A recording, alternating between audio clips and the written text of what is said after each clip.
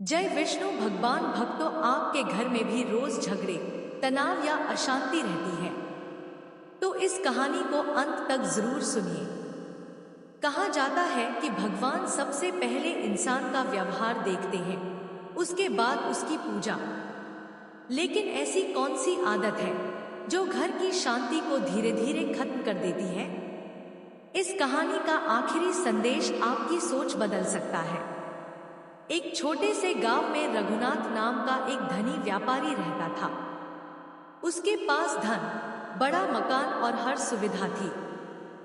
घर में सुंदर मंदिर भी बना था जहां रोज दीपक जलाया जाता था। लेकिन फिर भी उस घर में न शांति थी, न प्रेम और न ही संतोष। रघुनाथ अक्सर सोचता, मैं रोज पूजा करता हूँ, फिर भी हमारे घर में सुख क्यों नहीं टिकता। एक दिन गांव में एक वृद्ध संत आए। उनकी वाणी मधुर थी और लोग दूर दूर से उनके दर्शन करने आते थे। रघुनाथ भी उनके पास पहुंचा और विनम्रता से बोला, गुरुदेव, मेरे घर में सब कुछ है, फिर भी मन अशांत रहता है, ऐसा क्यों? संत मुस्कुराए और बोले, बेटा, भगवान केवल सुंदर मंदिर या बड़े घर को नहीं देखते, वे घर के लोगों के व्यवहार, प्रेम और सत्य को देखते हैं। रघुनाथ ने पूछा, तो भगवान किस घर में नहीं ठहरते? संत ने शांत स्वर में कहा, मैं तुम्हें एक कहानी सुनाता हूं। बहुत समय पहले एक परिवार था। वे प्रतिदिन पूजा करते थे, लेकिन घर में हर समय झगड़ा रहता था। पिता क्रोध में रहते, माँ कटु वचन बोलती, भाई भाई से ईर्ष्या करते और कोई भी बुजुर्गों का सम्मान नहीं करता था। एक दिन उस परिवार के सबसे छोटे बच्चे ने अपनी दादी से पूछा, दादी, हम रोज भगवान की पूजा करते हैं, फिर भी घर में खुशी क्यों नहीं है? दादी ने कहा, बेटा, पूजा केवल दीपक जलाने का नाम नहीं है।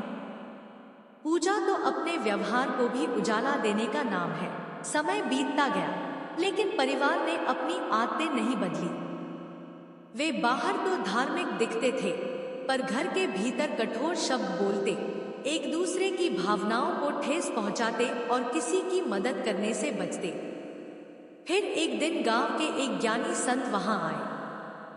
उन्होंने कहा, जहां झूठ, अहंकार, अपमान, लोभ और निरंतर कलह रहती है, वहां घर का पवित्र वातावरण धीरे धीरे समाप्त होने लगता है। और जहां प्रेम, दया, सत्य, सम्मान और सेवा होती है, वहां मन को भगवान की उपस्थिति का अनुभव होता है। परिवार के लोगों को अपनी गलती का एहसास हुआ।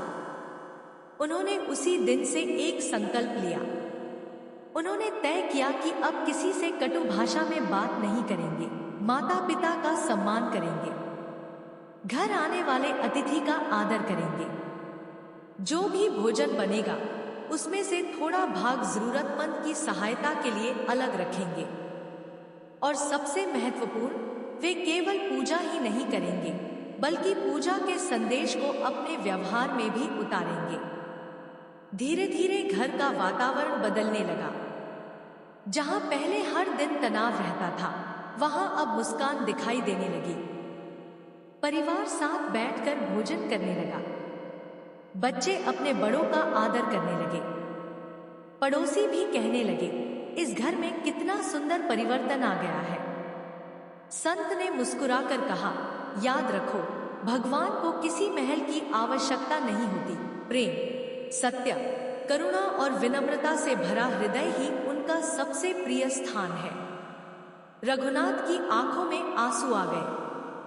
उसे समझ आ गया कि केवल पूजा करना पर्याप्त नहीं, बल्कि पूजा के आदर्शों को जीवन में उतारना भी आवश्यक है।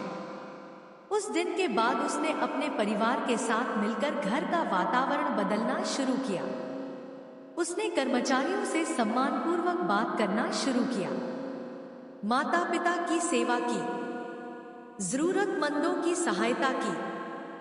परिवार के साथ प्रतिदिन कुछ समय प्रेम और कृतज्ञता के साथ बिताया। कुछ महीनों बाद लोग कहने लगे, पहले इस घर में धन था, अब इस घर में शांति भी है।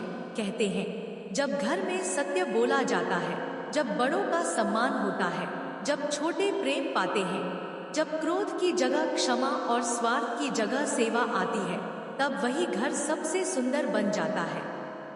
इसलिए यह कहना अधिक उचित है कि भगवान किसी घर को छोड़कर चले जाते हैं या नहीं, उससे भी अधिक महत्वपूर्ण यह है कि हम अपने घर का वातावरण कैसा बनाते हैं। प्रेम, दया, सत्य, सम्मान और भक्ति से भरा घर लोगों को ईश्वर की निकटता का अनुभव करा सकता है। सीख, भगवान की सच्ची पूजा केवल मंदिर में दीपक जलाने से नहीं, बल्कि अपने व्यवहार में प्रेम, सत्य, दया, क्षमा और सेवा लाने से होती है। जब घर का वातावरण पवित्र होता है, तो वही घर सबसे बड़ा तीर्थ बन जाता है। वीडियो अच्छी लगी हो तो लाइक और सब्सक्राइब जरूर करें। धन्यवाद और कमेंट में जय विष्णु भगवान जरूर लिखें।